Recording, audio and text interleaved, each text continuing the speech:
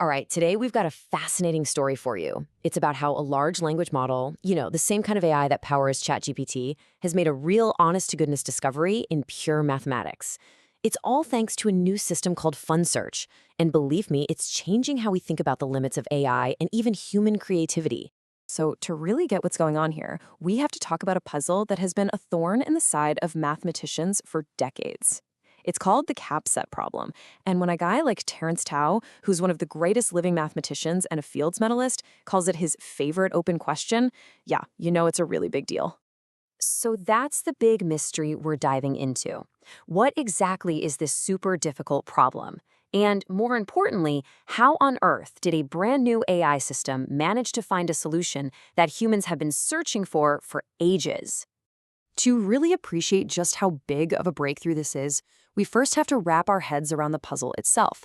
Now, on the surface, it sounds kind of simple, but as you're about to see, the complexity behind it is just, well, it's mind-boggling. Okay, so here's the basic idea. Just picture a simple tic-tac-toe board. Your goal is to put down as many X's as you can without getting 3 in a row. Simple enough, right? Now imagine that board isn't just 3 by 3. Imagine it's a gigantic grid, and it's not flat. It exists in 3, 4, or even 8 dimensions. Your job is still the same. Pick as many points as possible without ever picking 3 that line up perfectly straight. That's the CAPSET problem. So why is this so ridiculously hard? Well, it's because the number of possible ways to place those points is astronomical, doesn't even begin to cover it. For an 8-dimensional space, the number of combinations is a 3 with 1,600 zeros after it. Checking every single possibility isn't just slow, it is physically impossible. You couldn't do it if you had all the computers on Earth running until the end of time. So if you can't just brute force your way to the answer, you need a spark of creativity. You need a leap of insight. And that's where large language models, or LLMs, come into the picture. These AIs are famous for their creativity, but they also come with a huge problem, especially for scientific work. And this is where we hit the fundamental dilemma of using these AIs for science. On the one hand, LLMs are incredible at just coming up with new ideas and spitting out code. But on the other hand, they're notorious for hallucinating. They just make stuff up that sounds really convincing but is completely wrong. And then math or science, where being correct is literally the only thing that matters, that's a total deal breaker. And that brings us to the million-dollar question that the researchers at Google DeepMind were trying to answer. How can you take all of that creative chaos from an LLM, but build a system around it that filters out all the wrong answers and keeps only the good stuff? Their answer? Well, it's this really clever system called FunSearch. The name is short for searching in the function space, and the whole idea is this brilliant team-up between 2 very different parts. The process itself is just ingenious. Think of it like this. You've got a super creative but kind of wild brainstormer. That's the LLM. And you pair it with a super strict, ruthless fact checker. That's the evaluator. The LLM comes up with thousands of little computer programs, each one a different creative guess at how to solve the problem. Then, the evaluator tests every single one. It throws out anything that doesn't work and gives a score to the ones that do. And here's the key. The best ideas get fed back to the LLM, basically saying, hey, this is our best idea so far. Now go build on this and give me something even better. Now, to keep the AI from getting stuck down one rabbit hole, the system uses what's called an islands model. It's like running a bunch of separate brainstorming sessions all at once. Each one of these islands comes up with its own solutions.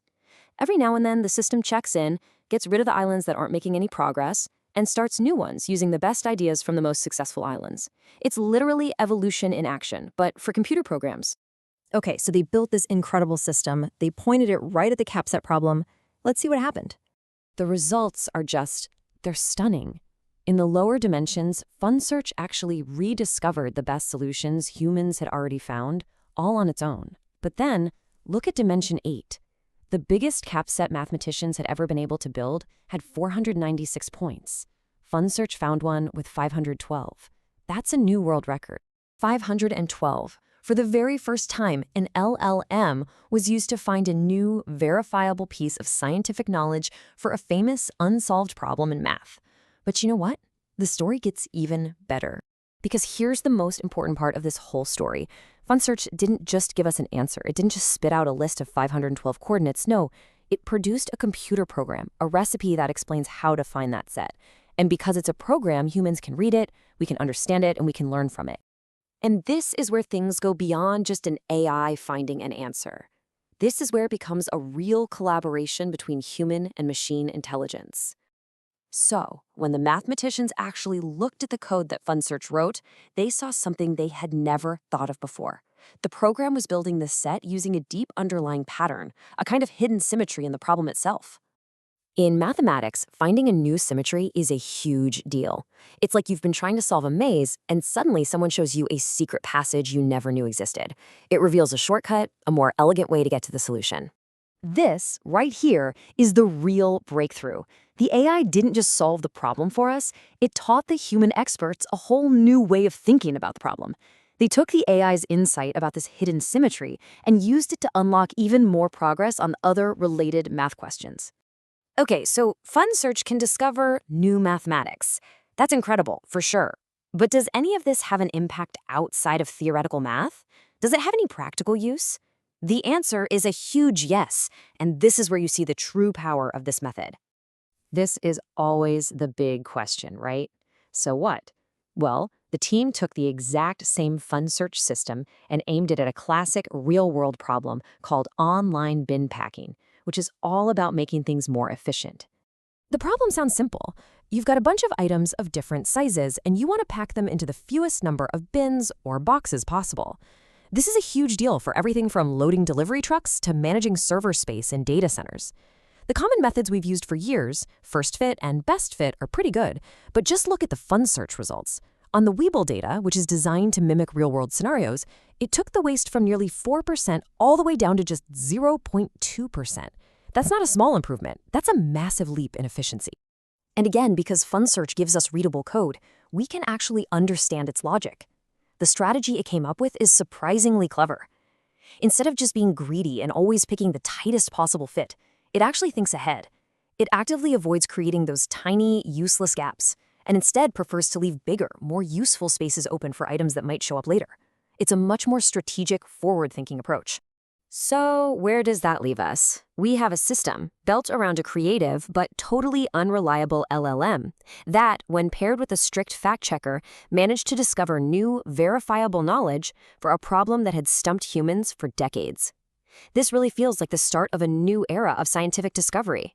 And the only question left is, what other impossible problems should we ask it to solve next?